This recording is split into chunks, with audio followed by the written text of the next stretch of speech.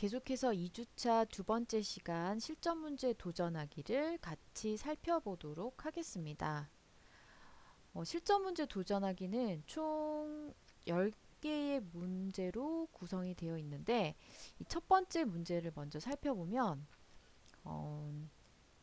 이 사진 앨범에 관련되어 있는 그런 문제인데 이 현재 사진 앨범에서 그림 1과 배경 1 사이에 새로운 텍스트 상자를 삽입을 하고 그림 레이아웃을 그림 2개로 변경을 해서 각 사진을 흑백으로 표시를 하는 거예요. 그 다음에 이 사진 앨범을 업데이트하고 저장을 하는 것까지가 실전 문제 1번에 대한 내용이고요. 그 다음에 실전 문제 2번에 대한 내용은 이것도 역시 사진 앨범을 편집을 하는 건데 일단 배경 2를 제거를 합니다. 그 다음에 추가 텍스트 개체 틀을 삽입을 하고 그 다음에 슬라이드의 제목과 그림 4개를 표시를 합니다. 그 다음에 검정색 단순형 그림 프레임을 추가를 하고 약국 테마를 적용을 하는 것까지가 지금 실전 문제 2번인데 참고로 다른 기본 설정을 모두 그대로 적용을 하는 거가 참고사항입니다. 그 다음에 실전 문제 3번은 각 슬라이드의 너비를 33cm, 높이를 22cm로 설정을 하십시오가 3번이고요. 그 다음에 실전 문제 4번은 프리젠테이션 구역에서 배경으로 구분된 구역을 삭제하는 겁니다. 배경. 실전 문제 5번은 이 프리젠테이션 테마를 흐름으로 테마색을 신문, 그 다음에 테마 글꼴을 원근감으로 변경을 하는 겁니다. 그 다음에 실전 문제 6은 프리젠테이션 유인물에만 몇 년, 몇 월, 며칠의 날짜 형식을 사용하는 머리글을 추가하고 바닥글에는 텍스트 신입생 환영을 추가합니다. 그 다음에 실전 문제 7은 슬라이드 4에서 두 계열이 사용이 되도록 텍스트 상자의 서식을 지정을 하는 겁니다. 실전 문제 8은 슬라이드 3에서 글머리 기호 목록을 텍스트 상자의 왼쪽에 맞추는 문제고요. 그 다음에 실전 문제 9번은 슬라이드 4의 글머리 기호 목록에서 글머리 기호를 제거하고 텍스트를 오른쪽으로 맞춘 다음에 줄 간격을 1.5줄로 조정을 하는 겁니다. 실전 문제 10번째는 개요 파일의 연구의 특성이라는 게 지금 docx 즉 워드 파일로 들어가 있어요. 여기서 새 프리젠테이션을 만드는 겁니다. 자, 그럼 1번부터 우리가 같이 한번 해보도록 하겠습니다. 실전 문제 2-1번 파일을 열어서 자, 문제를 다시 한번 보면은 현재 사진 파일에서 그림 1과 배경 1 사이에 새로운 텍스트 상자를 삽입을 하는 겁니다. 그림 레이아웃을 그림 2개로 변경을 하고 각 사진을 흑백으로 표시하세요. 그 다음에 사진 앨범을 업데이트하고 저장을 하는 겁니다. 자, 그럼 일단 삽입 탭으로 가서 이미지 그룹에 가서 보면은 사진 앨범이라는 게 있어요. 여기서 사진 앨범 편집을 선택을 해주세요. 자, 그럼 지금 사진 앨범 창이 이렇게 뜨는데 그림 1을 클릭을 하고 자, 그러면 얘가 지금 그림 1입니다. 그림 1에서 새 텍스트 상자를 눌러주는 거예요. 그러면 그림 1 아래쪽에 이 텍스트 상자가 이렇게 들어올 겁니다. 그죠? 자, 이렇게 지금 텍스트 상자라고 들어오는 거를 볼 수가 있을 겁니다. 자, 그 다음에 텍스트 상자에서 모든 그림을 흑백으로 하라고 했고요. 그 다음에 그림 레이아웃에서 그림 2개를 선택한 다음에 업데이트를 해주는 겁니다. 자, 그럼 지금 하나씩 있었는데 텍스트 상자가 나오면서 이런 형태로 바뀌었습니다. 바뀌었습니다. 원래는 어땠는지 기억이 나세요? 이렇게 되어 있었어요. 1번, 2번 텍스트 상자. 이렇게 총 4개의 슬라이드가 있었습니다. 여기 이렇게 보면은. 근데 속성을 지정을 하고 나면은 이렇게 변경이 되는 거를 볼 수가 있습니다. 흑백이 되면서 그림이 2개로 나눠지고 텍스트 상자로 옆에 이렇게 들어가는 거를 볼 수가 있습니다. 자, 이게 실전 문제 1번이었습니다. 자, 실전 문제 2번은 지금 5가지 지시사항이 있었는데 배경 2를 제거하고 추가 텍스트 개체 틀을 삽입을 한 다음에 슬라이드 제목과 그림 4개를 표시를 하는 거였어요. 그 다음에 검정색 단순형 그림 프레임을 추가를 하고 약국 테마를 적용을 하는 겁니다. 대신에 참고사항이 뭐였냐면 다른 기본 설정은 모두 그대로 놔두는 거였어요. 이 파워포인트는 사진을 쉽게 앨범으로 만들 수 있도록 지원을 해주는데 사진의 배치라든지 텍스트를 추가한다든지 또는 액자를 추가하는 이런 다양한 부가 기능을 지원을 하고 있습니다.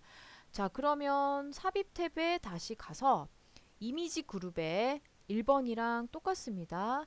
사진 편집에 들어가서 사진 앨범 편집을 누르면 좀 전이랑 동일한 대화 상자가 뜨는데 자, 배경 2번을 선택한 다음에 제거를 눌러야 되겠죠. 제거하라고 했으니까. 그 다음에 사진 앨범 대화 상자에서 새 텍스트 상자를 눌러줘요. 그 다음에 앨범 레이아웃에서 제목을 가진 그림 4개였습니다. 그죠? 슬라이드의 제목과 그림 4개니까 제목을 가진 그림 4개를 선택을 해주시면 지금 미리 보기 창이 이렇게 나타나는 것을 볼 수가 있습니다. 자, 그 다음에 뭐였어요? 프레임 모양이죠. 프레임 모양에서 단순형 프레임 검정, 단순형이 있고 복잡형이 있는데 단순한 프레임 검정으로 누르면 옆에 오른쪽을 다시 한번 자세히 살펴보면 검정색으로 프레임이 들어와 있는 것을 볼 수가 있습니다. 그 다음에 테마를 넣어야 되는데 찾아보기를 할게요. 찾아보기에서 약국.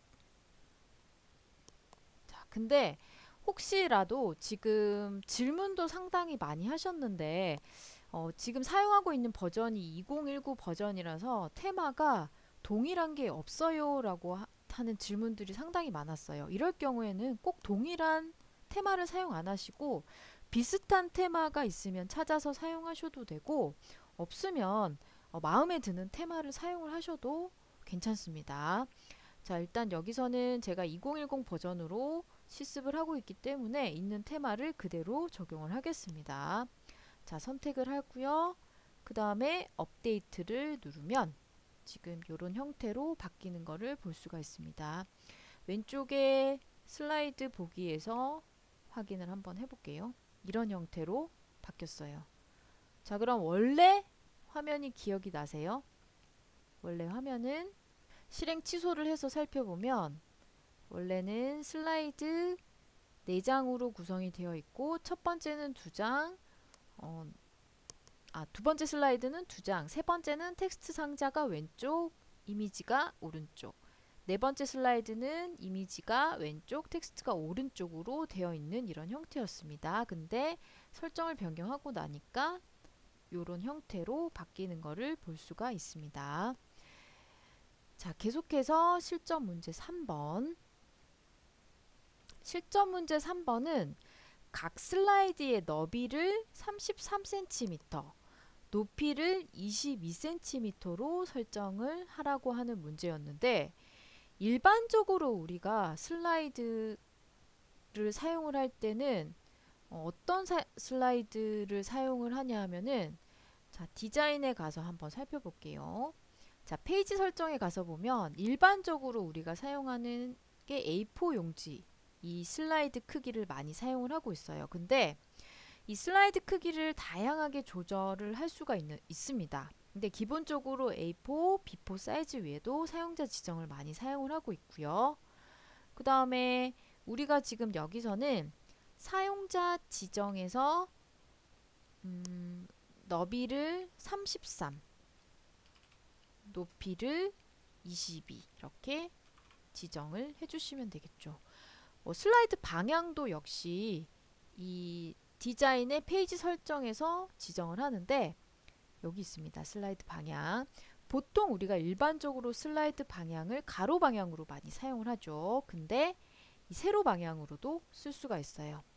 크기는 여기에서 지정을 합니다. 사용자 지정을 누르시고 그 다음에 너비 사이즈, 그 다음에 높이 사이즈를 이렇게 지정을 해주시면 됩니다. 이렇게 하고 확인을 누르면 사이즈가 살짝 미묘하게 옆으로 넓어지는 것을 볼 수가 있습니다. 그래서 본인이 이 슬라이드 작성의 목적에 맞게 앞으로 옆으로 조금 넓게 사용하셔도 되고 그 다음에 나는 뭐 A4 용지에 맞춰서 쓰고 싶다 또는 뭐 화면 슬라이드 쇼 4:3 슬라이드 이게 가장 기본적인 슬라이드입니다. 이렇게 적용을 해서 사용을 해주셔도 됩니다. 그 다음에 실전 문제 4를 같이 한번 살펴보도록 하겠습니다. 지금 제가 하고 있는 영상, 즉 실습을 하고 있는 영상을 지켜보고만 계시지 마시고 제가 업로드 해드린 실전 문제 파일을 하나씩 열어서 같이 실습을 하면서 강의를 시청을 좀 해주시기를 부탁을 드리겠습니다.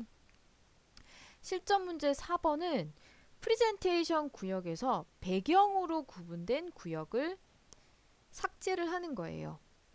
이 문서 전체의 구조를 파악하기 위해서 구역을 설정을 할 수도 있는데 글 작성에서 우리가 보통 일반적으로 서론, 본론, 결론으로 작성을 하잖아요. 이렇게 나누어서 접근하는 것과 유사한 형태라고 생각을 하시면 됩니다. 자, 이 배경으로 구분된 영역을 일단 삭제를 하기 위해서 일단 자, 슬라이드가 지금 제목, 배경, 추진사항 아래쪽으로 내려보면 결론, 질의응답 이렇게 구역을 분리를 해놨는데 배경을 선택을 하면 지금 2번 슬라이드부터 5번 슬라이드까지가 선택이 될 겁니다. 그 다음에 구역에 가서 위쪽에 지금 슬라이드 탭입니다. 구역에서 구역 제거를 누르면 좀 전에 나눠놨던 제목과 배경 사이가 사라지고 구분이 사라지고 그냥 제목 안에 1번부터 5번까지 전체가 들어오는 것을 볼 수가 있습니다. 이게 구역에서 배경 제거입니다. 계속해서 실전 문제 5번입니다. 실전 문제 5번은 프리젠테이션 테마를 흐름으로 테마색을 신문으로 그리고 테마 글꼴을 원근감으로 변경을 하는 겁니다. 우리가 이 프리젠테이션을 작성하는 이유가 발표를 할 때 많이 하잖아요. 그죠? 보고서로 제출을 할 때보다 일반적으로 앞에 나와서 청중들이나 또는 뭐 수업 시간 이럴 때 발표를 할 때 많이 사용을 하는데 이 의사 전달의 효율성을 높이기 위해서 시각적인 효과를 상당히 많이 사용을 하고 있어요. 뭐 날아오기라든지 전환이라든지 또는 뭐 폰트 뭐 이런 것들. 그래서 이 테마는 일단 보기보다 편리하게 이 시각적인 효과를 높일 수 있도록 지원을 해주는 거예요. 여기에 어떤 색깔을 사용을 할까? 이렇게 글꼴은 어떤 글꼴을 쓸까? 이런 걸 고민을 하지 않고 적용을 할 수 있도록 해주는데 앞에서도 제가 설명을 드렸던 것처럼 2010에서 제공하는 테마 자, 디자인에 한번 가서 보시면 자, 테마들이 이렇게 쭉 있어요.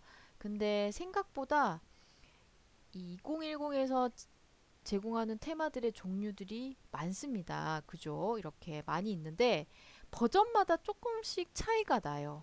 그래서 제가 앞에서도 설명을 드렸듯이 버전이 달라서 우리 과제 같은 걸 내거나 지금 실전 문제 풀이할 때도 이 테마가 없다라고 하시는 분은 최대한 비슷한 테마를 사용을 하셔도 되고, 그 다음에 그렇지 못할 경우에는 뭐 자기가 마음에 드는 거를 선택해서 사용을 해주셔도 됩니다. 뭐 테마 찾아보기 해가지고 다운받아서 사용을 하는 경우도 있고요, 인터넷에서. 그 다음에 뭐 윈도우라든지 뭐 구글이라든지 이런 곳에서 검색을 해서 다운받아서 사용을 하는 경우도 있고, 블로그에서 예쁜 테마 같은 걸 올려놓은 것을 또 다운받아서 쓰는 경우도 있습니다. 지금 이거는 버전별로 기본 제공하는 것들이다 보니까 버전에 따라서 다르다는 거를 다시 한번 설명을 드릴게요. 자, 디자인 탭에서 테마 그룹에서 흐름을 찾아서 선택을 해주시면 됩니다. 흐름이 아마 제가 알기로는 위쪽에 물결이 있는 건데, 이 마우스를 이렇게 가져다 대보시면 그 흐름이라는 설명이 이렇게 나와요. 위쪽에 이렇게 물결이 있는 건데, 이렇게 수평선 모듈 이렇게 마우스를 가져다 대면은 아래쪽에 미리 보기가 됩니다. 그죠? 제가 알기로는 얘가 흐름 같아요. 자, 5번 만에 찾았습니다. 위쪽에 이렇게 물결 모양이 있는 이 아이입니다. 이거를 선택을 해주시면 이렇게 테마가 바뀌는 거를 볼 수가 있고요. 그 다음에 디자인에서 테마에서 색을 뭐로 하라고 했어요? 신문으로 하라고 했어요. 네, 테마는 그대로 있는데 색깔이 이렇게 바뀌는 거죠. 좀 전에 우리가 봤을 때 테마는 약간 푸른빛 계열이었는데 색깔을 신문으로 바꾸니까 붉은색과 위쪽이 약간 브라운 계열로 바뀌는 것을 볼 수가 있습니다. 그 다음에 글꼴, 테마 글꼴을 원근감으로 변경을 하라고 하네요. 아래쪽에 있습니다. 원근감. 자, 이렇게 테마 글꼴을 원근감으로 변경을 했습니다. 처음 열었던 파일이랑 한번 비교를 해볼까요? 이게 폰트 바꾸기 전, 테마 색상 바꾸기 전, 테마를 바꾸기 전, 이게 처음 열었던 파일이고요. 자, 흐름이라는 테마 변경한 거, 그 다음에 색깔을 신문으로 바꾼 거, 그 다음에 글꼴을 원근감으로 바꾼 것, 여기까지입니다.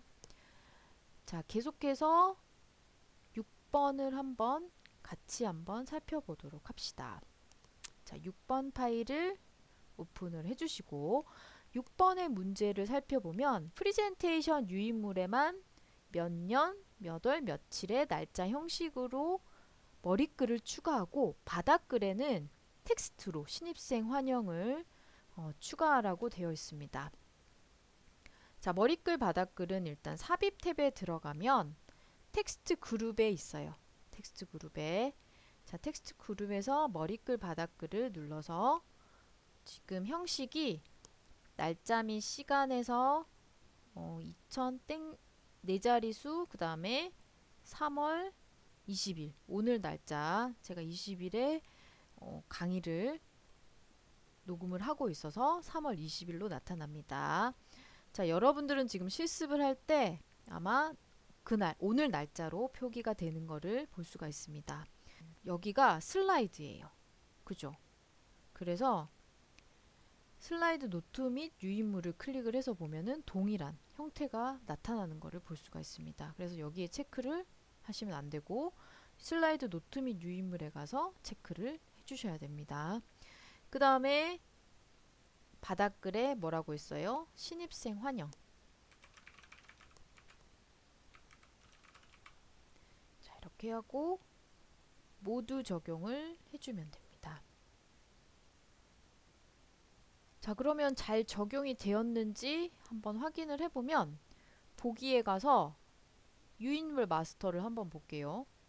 그러면 날짜가 표시가 되었고 그 다음에 신입생 환영이라는 글자는 여기 아래쪽에 바닥글로 들어가 있는 것을 볼 수가 있습니다. 그 다음에 계속해서 실전 문제 7번을 같이 한번 살펴보도록 하겠습니다.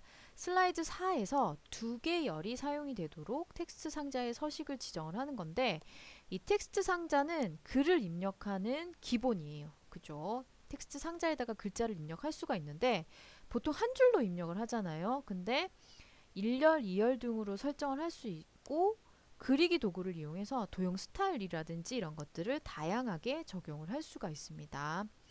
자, 슬라이드 4번으로 이동을 해볼게요. 슬라이드 4에다가 하라고 해서 4로 이동을 하는 겁니다. 그 다음에 텍스트 상자 개체 틀을 선택을 할 겁니다. 자, 얘를 선택을 하고, 자, 이렇게 안에서 커서가 깜빡깜빡하게 선택하지 마시고 바깥쪽을 눌러서 커서가 깜빡이지 않도록 선택을 해주시고요. 그 다음에 홈 탭에 가서 보시면은 단락이라고 있을 거예요. 단락에 가서 보면은 여기 이렇게 나눠져 있는 곳이죠. 단을 2단으로 변경을 해주면은 지금 한 줄에 입력이 되어 있던 텍스트가 왼쪽에 한 단, 오른쪽에 한 단 이렇게 변경이 된 것을 볼 수가 있을 겁니다. 그 다음에 계속해서 실전 문제 8번을 같이 한번 살펴보도록 합시다. 이 슬라이드 3에서 글머리 기호 목록을 텍스트 상자 왼쪽에 맞추는 거예요. 그러면 슬라이드 3번으로 먼저 이동을 하시고요. 이 텍스트 상자의 개체, 그림, 그다음에 개체, 표 개체 이런 것들을 이 서식 도구의 정렬 기능을 이용해서 정리를 할 수가 있는데, 이렇게 하는 이유는 가독성을 높이기 위해서예요. 우리가 발표 같은 거 할 때 앞에서 슬라이드에 내용이 이렇게 너무 빽빽하게 적혀 있구나, 정리가 안 될 경우에 읽기가 힘들잖아요. 자, 이럴 경우에 발표를 듣는 사람의 집중력이 떨어지기 때문에 좀 집중력을 높이기 위해서 가독성을 높이는 그런 작업을 합니다. 자, 3번 슬라이드에서 컨트롤 키를 누르면서 글머리 기호 얘하고를 같이 선택을 해주시면 되는데, 나는 이게 힘들어 하시는 분은 마우스로 이렇게 낚시를 해주시면 돼요. 자, 그러면 두 개가 선택이 됐죠. 그리기 도구. 도구는 상황 메뉴인데 평소에는 안 나타나요. 근데 개체를 선택하면 이렇게 나타나죠. 자, 그리기 도구에서 어디로 가냐 하면 정렬 그룹에 가서 보시면 정렬 탭에 왼쪽 맞춤이라는 게 있어요. 맞춤에 가서 보시면 왼쪽 맞춤. 그러면 요 라인에 맞춰서 정렬이 되는 거를 볼 수가 있어요. 이 방향으로 이렇게. 원래는 흐트러져 있었잖아요. 이런 형태로 정렬을 해주시면 됩니다. 그 다음에 계속해서 실전 문제 9번. 슬라이드 4의 글머리 기호 목록에서 글머리 기호를 제거하고 텍스트를 오른쪽으로 맞춘 다음에 줄 간격을 1.5줄로 조정을 하십시오 라는 문제입니다. 이 텍스트 상자에서 글을 입력하고 편집할 때는 이 글꼴이라든지 단락 기능을 이용해서 가독성을 높일 수가 있습니다. 이것도 역시 이 발표를 듣는 사람한테 집중력을 높이고 가독성을 높이기 위해서 하는 작업입니다. 일단 슬라이드 4번으로 이동을 해서요. 글머리 기호가 있는 텍스트 부분을 컨트롤을 눌러서 처음에 두 줄은 그냥 블럭을 잡으시고, 그 다음에 컨트롤 키를 누르고 이렇게 누르면 떨어져 있는 곳에 블럭이 잡혀요.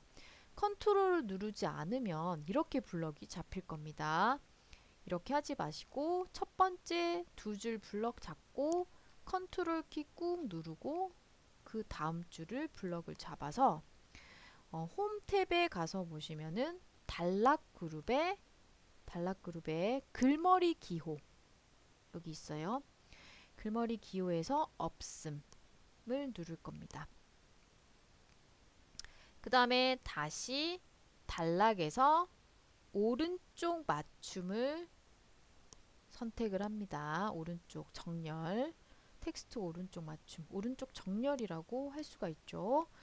그 다음에 마지막으로 뭐였어요? 줄 간격을 1.5줄로 변경을 하래요. 지금 한 줄로 되어 있는데 1.5줄로 바뀌는 겁니다. 줄 사이 간격이 이렇게 조금 더 넓어지게 되는 거죠.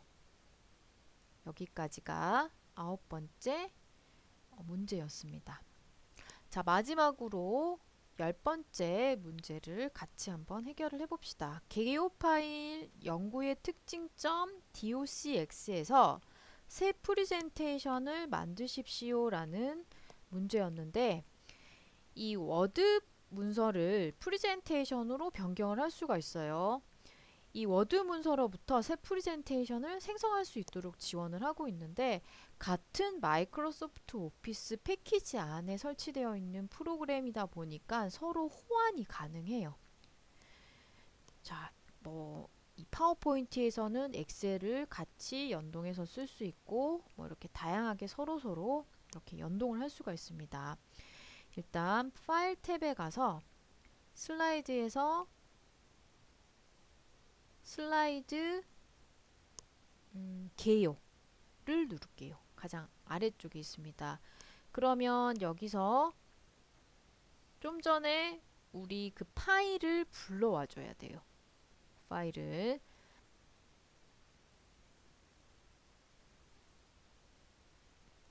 자, 이렇게 파일이 자동으로 쭉 만들어지는 거를 볼 수가 있습니다. 원래 문서는 어땠냐 하면 이렇게 생겼어요. 그죠? 이렇게 작성된 문서가 파워포인트에 자동으로 이렇게 알아서 들어오는 거를 볼 수가 있어요. 그래서 이 먼저 파워포인트 안에다가 먼저 내용을 채우기가 힘들면 워드나 이런 곳에 타이핑을 해서 조원들끼리 합쳐가지고 파워포인트에다가 이렇게 집어넣을 수 있는 방법도 있습니다. 이렇게 해서 2주차 실전 문제 10개의 문제를 같이 한번 살펴보았습니다. 오늘은 여기까지 하고 마치도록 하겠습니다. 수고하셨습니다.